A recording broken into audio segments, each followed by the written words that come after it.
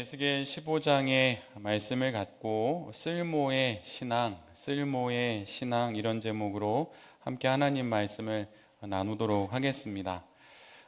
작년에 서점가에서 인기가 있었던 책들의 제목이 있는데 그 책 제목들의 키워드는 쓸모입니다.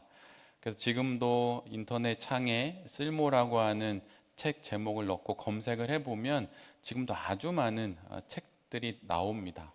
예를 들면 철학의 쓸모, 문학의 쓸모, 여행의 쓸모, 여러 쓸모가 나오고 최근에는 대통령의 쓸모라고 하는 책까지 나왔더라고요. 2월 달에 그런 책도 나왔습니다. 모두들 쓸모 앞에 붙어 있는 어떤 분야들이나 어떤 주제들의 그 가치와 의미에 대해서 이야기하는 책들입니다. 그래서 예를 들면 철학의 쓸모라는 그 책은 철학은 어떤 철학자들만의 고상한 지식과 그의 연구실에서만 논의되는 여러 이야기가 아니라 모든 사람이 그들의 일상생활 속에서 가까이 해야 하는 것이다 라고 하는 취지로 철학의 쓸모라고 하는 그런 책의 제목이 달려서 책이 출간된 것입니다. 철학의 쓸모라는 책뿐만 아니라 다른 모든 쓸모라고 하는 이름이 붙은 책들도 다 그런 내용입니다.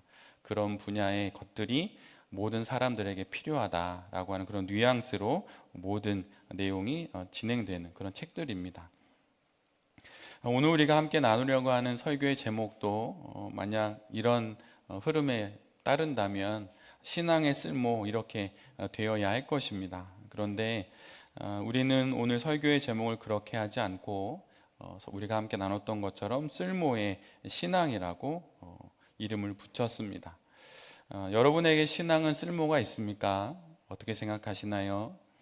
한 성도에게 있어서 신앙이 왜 필요하고 또 그 신앙은 어떤 가치가 있고 또 어떤 역할과 기능을 하는지 신앙의 쓸모라는 제목으로 모두 다 말할 수 있습니다.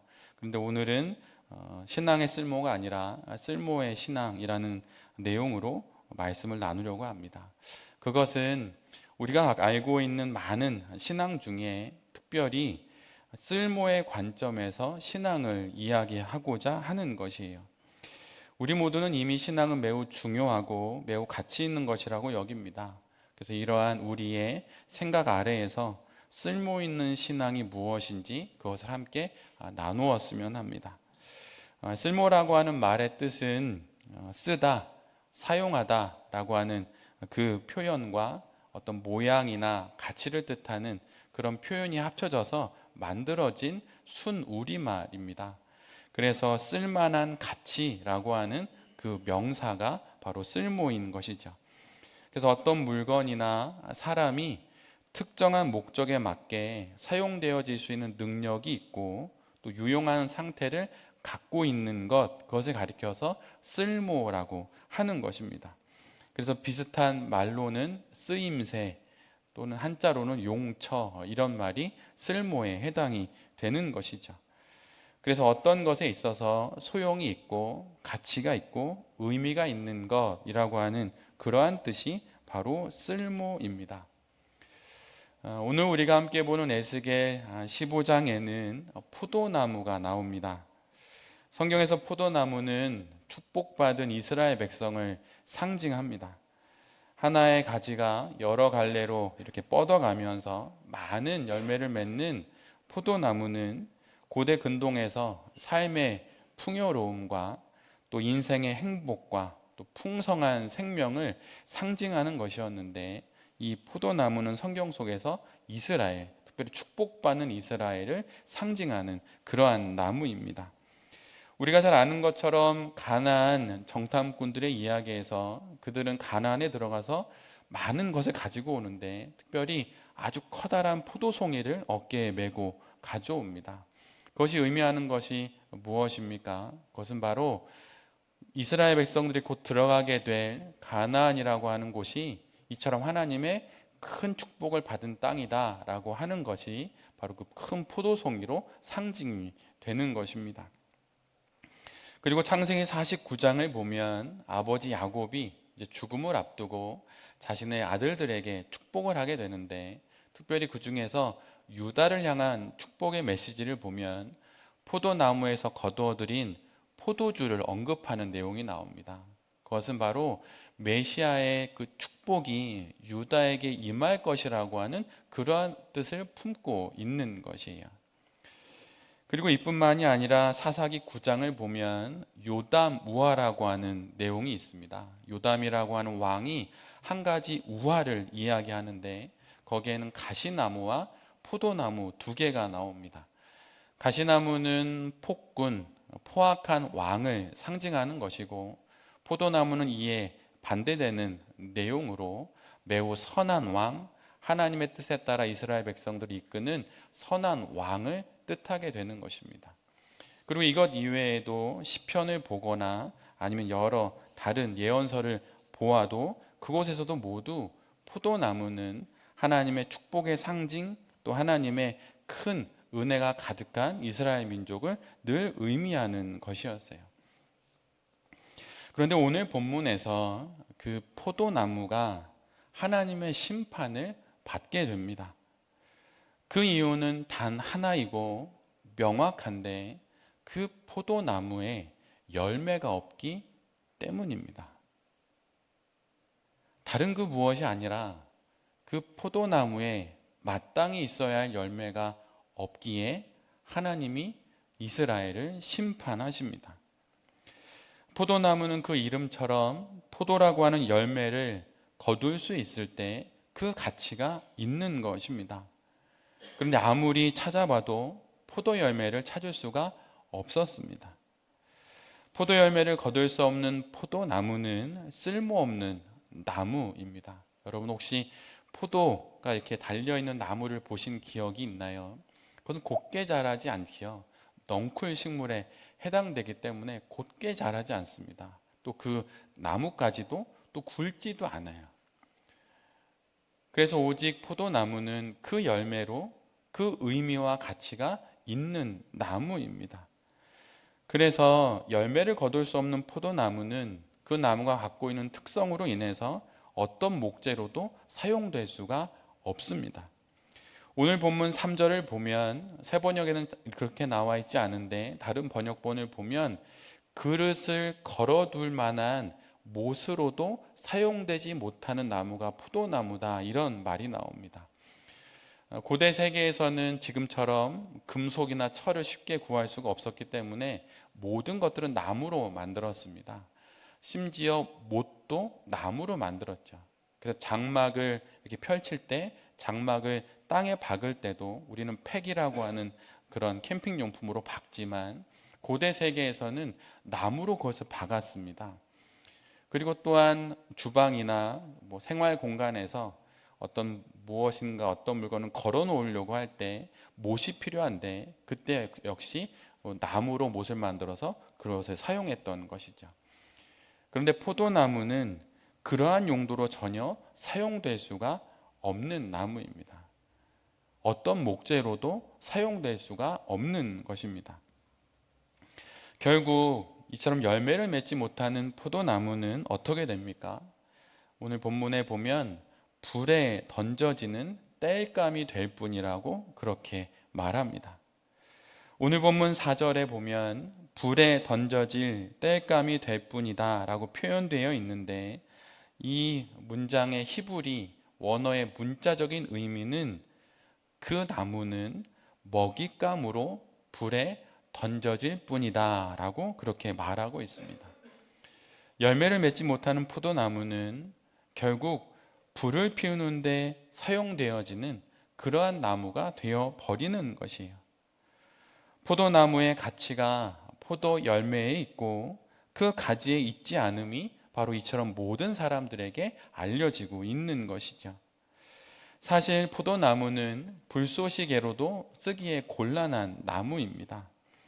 그런데 심지어 오늘 본문을 보면 불에 타다 남은 포도나무 가지가 나오는데 그것은 선택의 여지 없이 다시 불에 던져질 뿐이라고 오늘 본문은 기록하고 있습니다.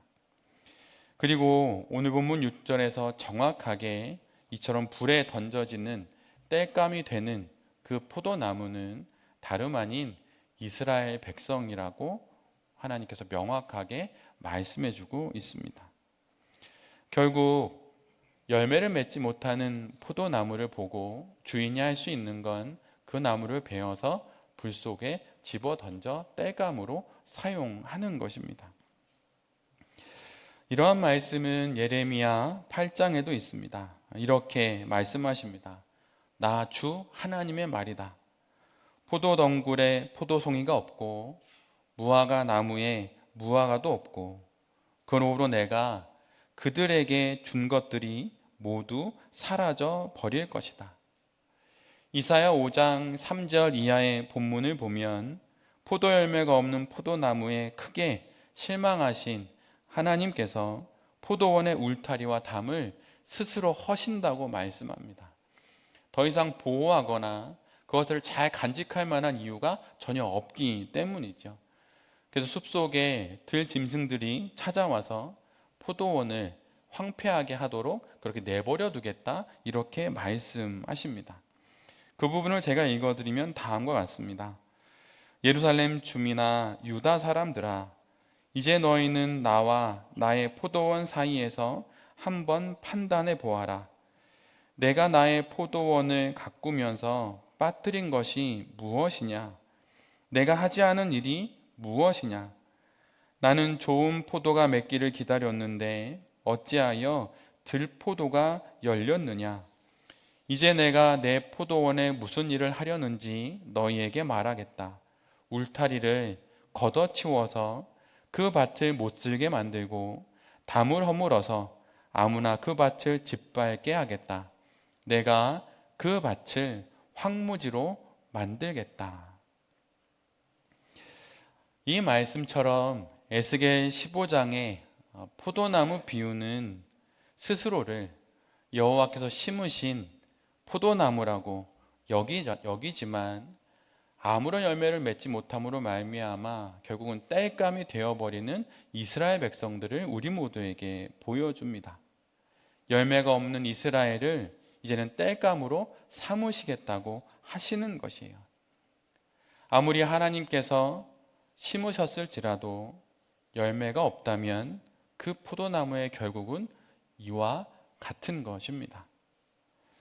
하나님께서 심으신 포도나무라고 내가 아무리 말을 한다 하더라도 심으신 분께서 기대하시는 열매가 없다면, 그 열매를 맺지 못했다면 우리 모두의 운명도 이와 같은 것입니다.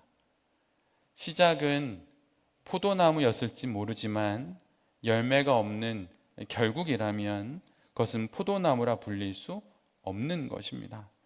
그것은 결국 땔감이 될 뿐입니다.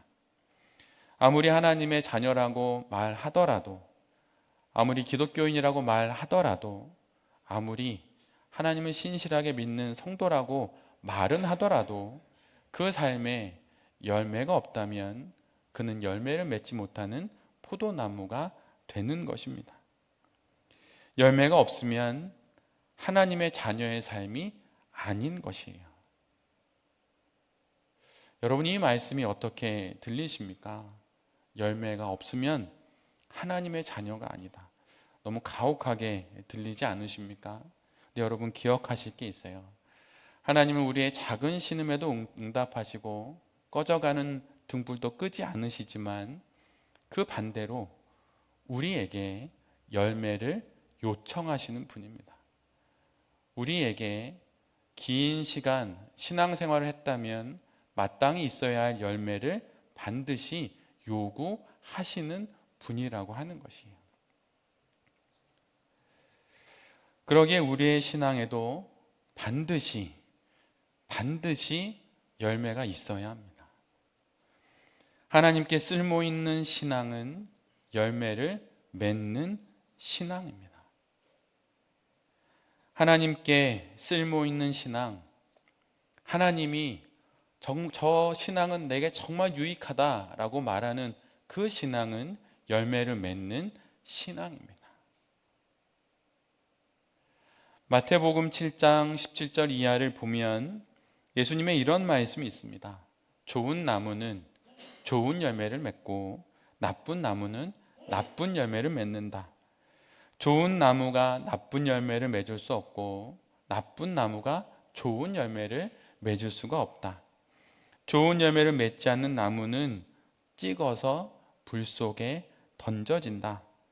그러므로 너희는 그 열매를 보고 그 사람들을 알아야 한다. 그 열매를 보고 그 사람들을 알아야 한다. 멀리서 보면 그 나무가 그 나무 같고 잠깐 보면 또 이것이 열매가 있는지 없는지 알 수는 없지만 가까이 가서 보고 오래 보면 결국은 그 나무에 열매가 있는지 없는지 알 수 있게 되는 것입니다. 콩 심은데 콩 나고 팥 심은데 팥 난다는 세상에서 들려오는 그 이야기가 신앙의 세계에도 그대로 적용이 됩니다. 눈에 보이는 열매가 만약 없다면 그 나무가 뿌리 내린 곳은 어쩌면 하나님이 아닐 수도 있는 것이에요. 눈에 보이는 열매는 늘 언제나 보이지 않는 뿌리와 동일한 것을 맺는 법입니다. 그러기에 열매를 보고 그 뿌리를 알 수 있고 그 근원을 알 수 있는 것이죠. 그러기에 열매를 보고 그 사람을 알 수 있는 것입니다. 지금 내가 맺고 있는 보이는 열매가 내 안에 있는 신앙의 현주소라고 하는 것이에요. 내가 보이는 신앙의 이 외형적인 모습과 다른 내면을 내가 가지고 있지 않습니다. 그런 사람은 거의 없습니다. 여러분의 신앙생활이 수년, 수십 년 지금까지 오셨을 텐데 외형과 다른 내면을 가진 이들을 본 적이 있으십니까? 오래 보면 거의 그들이 맺는 열매가 그들이 뿌리 내리고 있는 땅과 같은 것이라고 하는 것을 우리 모두는 다 알게 됩니다. 그러기에 지금 내가 하나님에게 뿌리를 내리고 하나님이 맺기를 원하시는 그 열매를 맺고 있는지 잘 뒤돌아봐야 하는 것이에요. 하나님이 결국 우리에게 찾으시는 건 우리가 맺은 열매입니다. 우리의 생이 다하는 그날 주님께서 우리에게 물으시는 건 우리의 열매입니다. 내가 너에게 허락한 그 인생 속에서 내가 받을 만한 어떤 열매를 맺었는지 주님께서 우리 모두에게 물으시는 것입니다. 그런데 만약 그런 열매가 없다면 우리 모두도 우리가 함께 묵상한 에스겔 15장의 이 포도나무와 같이 땔감이 될 뿐입니다. 그렇다면 우리가 열매를 맺기 위해선 우리는 어떻게 해야 할까요? 그것은 당연히 시간을 들이는 수고, 긴 시간의 수고를 우리 모두는 해야 합니다. 시간의 수고가 없이는 열매를 거둘 수가 없습니다. 열매는 시간을 생략하지 않아요. 긴 시간 겪어야 할 모든 것들을 겪고 그 다음에야 맺는 것이 열매입니다. 처음에는 씨앗 하나 뿌려 놓았고 그것이 어떤 과정을 거치고 어떤 열매를 거두게 될지 우리는 알지 못하죠. 되게 미약하고 하찮고 아무것도 아닌 것 같습니다. 모든 것은 그렇게 시작을 하죠. 눈여겨보지 않으면 보이지 않을 정도로 작은 것입니다. 그러나 작은 씨앗 하나 땅에 심긴 이후에 그것이 움트기 시작을 하고 움튼 이후에 그것이 가지를 뻗어 결국은 열매를 맺는 것입니다. 근데 그 시간이 매우 깁니다. 현대를 살아가는 많은 사람들은 대박을 꿈꾸고 아침에 눈 떠보면 새로운 세상이 펼쳐지고 새로운 인생이 열려지기를 모두 다 바랍니다. 인간의 욕망이 원래 그러한 것이죠. 그런데 이런 인간의 욕망이 있는 세상 속에서 어느 누가 긴 시간의 수고를 하고 싶어 하겠습니까? 1년 정도 수고했으면 거둬들인다면 한번 기다려 볼 수도 있겠죠. 아니 2년, 3년, 근데 5년이 돼도 10년이 돼도 만약 열매가 없다면 여러분 그 시간의 수고를 감당하실 수 있으시겠습니까? 근데 열매는 시간의 수고를 통해서만이 우리 모두가 거두어 드릴 수 있는 것이에요. 그래서 시간을 생략하고 적은 수고로 더 많은 것을 얻을 수 있다는 생각은 애시당초에 버려야 하는 것입니다. 그리고 그것은 오히려 우리를 무너뜨리는 사탄의 유혹일 수 있어요. 사탄의 유혹의 특징이 무엇입니까? 그것은 모두 다 과정을 생략한다는 것이에요. 예수님이 받으신 그 세 가지 유혹, 여러분 다 생각해 보십시오. 예수님께 사탄이 이야기합니다. 내게 한 번만 절해라. 그럼 온 세상의 모든 권력을 너에게 주겠다.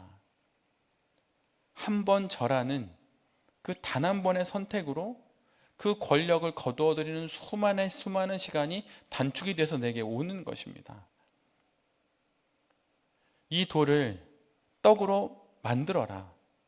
그러면 모든 사람들이 너를 따라올 것이다. 여러분, 돌이 떡이 될 수도 없겠지만 한 덩이의 떡을, 하나의 떡을 만들기 위해선 씨앗을 뿌려서 쌀을 거두어서 밀을 갈아, 쌀을 갈아서 떡을 만들겠죠. 근데 그 시간과 과정이 다 생략된 채로 우리에게 덥석 주어지는 것들이 있는데 그것은 다 유혹입니다. 유혹이 진짜 유혹일 수 있는 이유는 그것이 기회처럼 보인다는 것이에요. 그것이 가장 치명적인 유혹입니다. 내가 지금 손만 뻗으면 잡을 수 있는 기회처럼 보여야 그것이 진짜 유혹일 수 있는 것이에요. 그래서 시간이 생략되고 수고가 생략되고 과정이 생략되어 지금 내 앞에 떡하니 주어진 그거, 내가 손만 뻗으면 붙잡을 수 있는 그것을 통해서 열매 맺을 수 있다고 말하는 그것이 바로 유혹인 것입니다. 인류가 가장 먼저 맞이하게 된 유혹도 그 유혹이었어요. 선악과를 한번 손을 뻗어 따먹어 보아라. 내가 하나님이 될 것이다. 모든 과정, 모든 수고, 모든 노력 다 생략되고 그것이 바로 내 앞에 있는 것입니다. 근데 여러분, 그 열매를 취한 그 인생들이 어떻게 됩니까? 결국은 다 죽음과 사망으로 끝나게 되는 것입니다. 열매를 맺는 건 결코 시간을 생략하지 않습니다. 오래 걸립니다. 많은 수고가 있고 많은 노력이 있고 많은 땀을 흘려야 하는 것이에요. 그럴 때만이 우리가 하나님 앞에서 진짜 열매를 맺을 수 있는 것입니다. 나태주 시인의 풀꽃이라고 하는 그 시가 정말 온 우리나라 사람들에게 국민시처럼 읽혀지고 있죠. 그 시는 이것 아닙니까? 자세히 보아야 예쁘다. 오래 보아야 사랑스럽다. 너도 그렇다. 이 시를 읽을 때마다 이제는 나이가 많은 노인이 됐는데 어떻게 이런 감수성을 여전히 가지고 있는지 참으로 놀라게 됩니다. 이 시는 이런 내용이죠. 잠깐 보면 모른다. 슬쩍 보면 모른다. 오래 보고 자세히 보면 모두 다 사랑할 만한 구석들은 다 있다. 그리고 너도 그렇다. 이런 내용입니다. 그런데 삶의 모든 것들이 대부분 이와 같습니다. 우리 인생도 자세히 보고 오래 보아야 하고 그럴 때만이 우리에게 참되고 의미 있는 것이 무엇인지 발견할 수 있습니다. 즉 시간이 필요하다는 것이에요. 시련과 어려움 속에서 판단과 결정 속에서 우리는 오래 보아야 하는 것입니다. 그러다 보면 결국 그 시간을 통하여서 하나님이 원하시는 열매를 맺게 되는 것이에요. 시간을 지나 맺는 것이 바로 성도의 열매인 것입니다. 내 삶의 열매를 맺기 위해 시간을 공중공중 건너뛰려고 하지 말고 하루하루를 잘 살아가야 합니다. 우리의 신앙은 바로 오늘 이 하루에 달려 있어요. 5년, 10년 뒤에 그것에 우리의 신앙이 달려 있는 것이 아닙니다. 오늘에 달려 있어요. 이를 통해서 우리 모두는 쓸모 있는 신앙을 갖게 되는 것이고 우리의 신앙 인생을 하나님께서 받아 주시는 것입니다. 열매를 맺기 위해 여러분 수고의 시간을 들이십시오. 하나님께서 받으시고 찾으시는 그 열매, 그것을 맺기 위해 여러분 수고의 시간을 들이십시오. 매우 힘들고 매우 지난한 시간이 될 것입니다. 그런데 여러분, 그런 시간이 있을 때만이 우리 모든 열매를 맺을 수 있는 것이에요. 마태복음 21장을 보면 성전을 깨끗게 하신 예수님께서 다시 예루살렘 성으로 들어가시면서 잎이 무성한 무화과 나무를 보십니다. 그리고 잎이 무성한 것을 보시고 열매가 많이 맺혔으리라 생각을 하고 열매를 찾으러 가지만 거기엔 열매가 하나도 없었어요. 무화과 나무의 특성은 잎이 무성하게 열린 그 다음에 열매가 맺히게 됩니다. 잎이 많다는 것은 무엇입니까? 열매가 많다는 증거예요. 그래서 예수님이 그것을 보고 찾아가서 열매를 찾으셨던 것입니다. 열매가 없는데 열매를 찾으러 간 것이 아니라 저 사람, 저 인생 중직자로 살았고 장로로 살았고 신앙 인생을 청년 때부터 신실하게 살아서 이제 60, 70이 되었으니 분명 내가 거둬들일 만한 열매가 있으리라 생각을 하고 예수님이 그 인생에 다가가신 것입니다. 그래서 잎이 무성한 걸 다, 무성한 잎을 다 해치시고 열매를 찾았는데 열매가 없는 것이에요. 그러자 예수님이 어떻게 하십니까? 그 무화과 나무를 말라 죽게 합니다. 우리의 신앙이 잎만 무성한 것은 아닌지, 내용은 하나도 없고 겉모습만 화려한 것은 아닌지 우리 모두가 잘 돌아봐야 할 것이에요. 성도가 맺어야 하는 열매는 성령의 9가지 열매, 그것만은 아닙니다. 이것이 전부는 아닙니다. 삶의 모든 영역에서 우리는 열매를 맺어야 합니다. 간혹 거룩한 성도로 인생을 살아갈 때 세상 속에서의 어떤 성공이나 성취나 성과는 멀리해야 한다고 여기는 경향들이 기독교 안에 있는 것처럼 보입니다.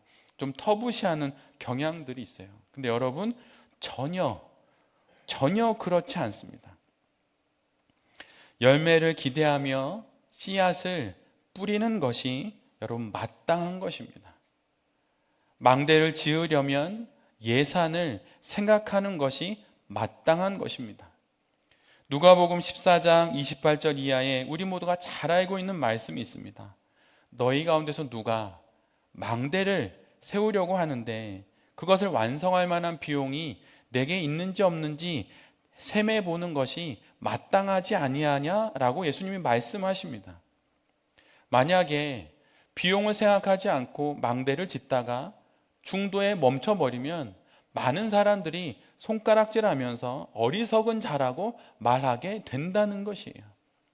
또한 한 나라의 왕이 있습니다. 근데 전쟁을 벌이려고 해요. 근데 적군은 2만 명의 병사가 있고 나에겐 헤아려 보니 10,000명의 병사가 있는 것이 확인되었습니다. 그렇다면 그 왕은 전쟁을 하지 않고 빨리 가서 그 상대의 왕에게 화친을 제안하는 것이 마땅하지 않겠느냐라고 예수님은 우리 모두에게 말씀해 주고 있습니다. 당해낼 수 없다면 미리 빨리 가서 그와 화친을 맺어야 하는 것입니다. 이 말씀은 예수님의 제자가 되는 것이 어떠한 것이다 라고 하는 그 말씀의 맥락에서 기록된 말씀입니다. 예수님의 제자가 되는 것은 단순히 감정적인 결단이 아닙니다. 대가 지불이 있고 이성적인 판단이 있고 희생과 헌신과 비용의 계산이 있다는 것이에요. 그런 것을 계산하고 감당하는 것이 마땅하다고 우리에게 말씀하시는 것입니다.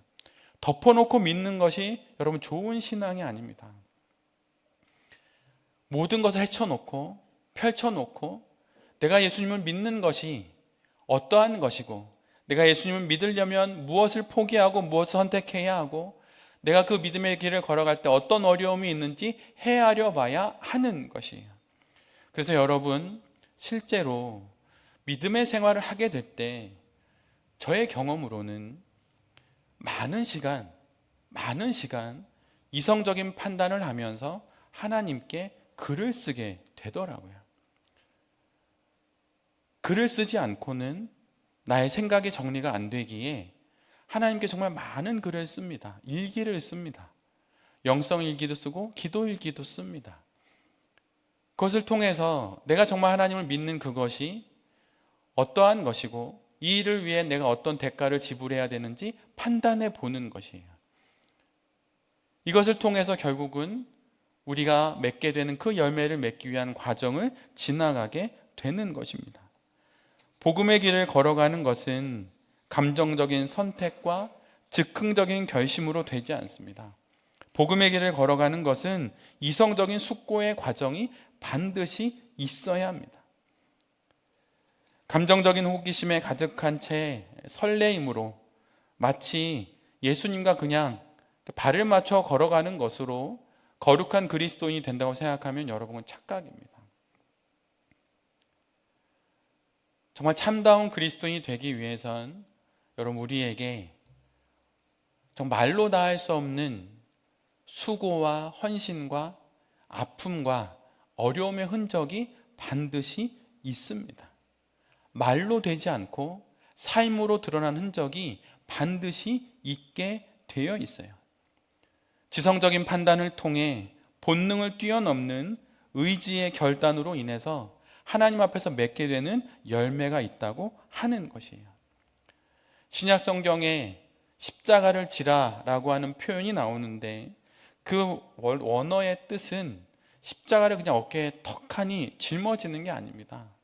나의 온몸을 짓누르는 그 무거운 십자가를 두 손으로 움켜쥐고 온 힘을 다해서 그것이 떨어지지 않도록 꽉 붙잡는 것이 십자가를 지는 것이에요.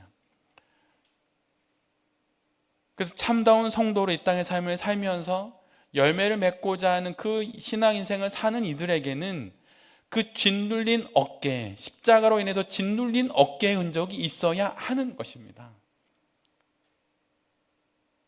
그럴 때만이 우리가 비로소 하나님이 거두시고자 하는 열매를 맺는 신앙 인생이 되고 쓸모 있는 신앙이 되는 것이에요. 이 땅에 하나님께서 가장 받으시는 쓸모 있는 신앙의 인생을 사셨던 분이 누구십니까? 예수 그리스도입니다. 그분이 이 땅을 살아가실 때 여유만만 이래도 좋고 저래도 좋고 그런 인생을 살지 않으셨습니다. 그분의 몸엔 십자가의 흔적이 있고 그분의 인생엔 늘 어려움과 시련과 고통이 있었고 그것을 감당할 때 하나님의 도우심이 없으면 안 되니 새벽을 깨워 기도했고 밤을 지새워 기도하셨던 것이에요.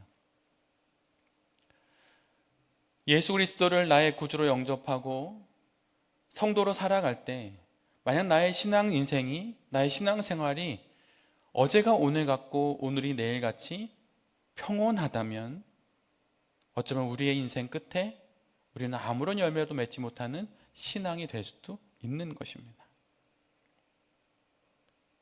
제 주변에는 감사하게도 한평생을 하나님께서 받으실 만한 열매를 위해서 헌신했던 분들이 몇 분 있습니다. 그들을 볼 때면 그분의 인생과 저의 인생은 너무 다르더라고요.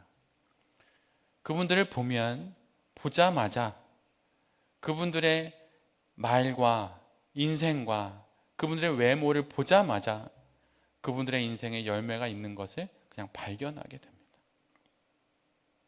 반면에 저는 그런 모습이 없다는 것을 알게 되고 많이 자책도 하고 하나님께 기도도 하게 되죠. 여러분은 어떠십니까? 여러분 예수님이 받으실 만한 그 열매가 진정 있으십니까?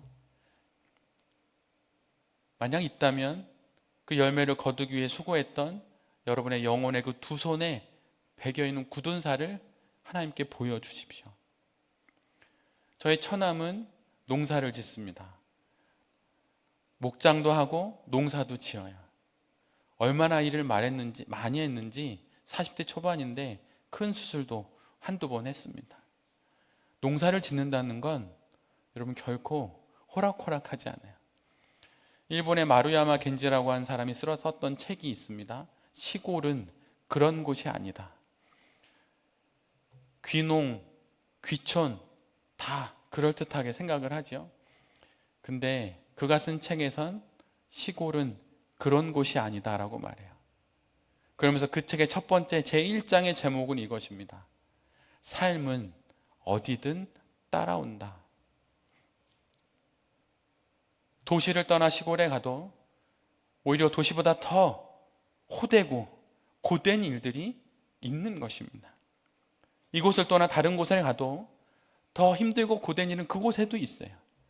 결국은 장소를 바꾸고 환경을 바꿀 것이 아니라 그 어떤 환경과 그 어떤 상황이든 그곳에서 열매를 맺고자 하는 수고가 우리 모두에게 있어야 하는 것이에요. 너무 나이브하지는 않습니까? 너무 매끈하지는 않나요? 너무 평온하지는 않습니까? 이렇게 살다 죽을 수 있습니다. 그러나 여러분, 그럴 때 우리는 주님 앞에 충성되지 못한 종이 되어 부끄러운 모습으로 주님 앞에 서야 할 수도 있어요. 사순절의 기간을 지나며 하나님이 오늘도 찾으시는 그 쓸모 있는 신앙, 예수 그리스도와 같은 하나님께서 찾으시는 그 정말 가치 있는 신앙을 우리 모두가 영혼의 가슴에 품고 그 신앙의 열매를 맺기 위해서 다시 한번 우리의 신앙의 길을 힘을 내어 걸어가는 우리 모두가 될 수 있기를 간절히 바랍니다. 그래서 우리의 생이 끝나는 그날에 여기 있는 우리 모두가 하나님 앞에 한아름 가득 우리의 인생을 통해서 거두어들인 그 열매를 주님께 드리면서 흡족해 하시는 그 예수 그리스도 앞에 서게 되는 우리 모두가 될 수 있기를 간절히 기도드립니다. 아멘.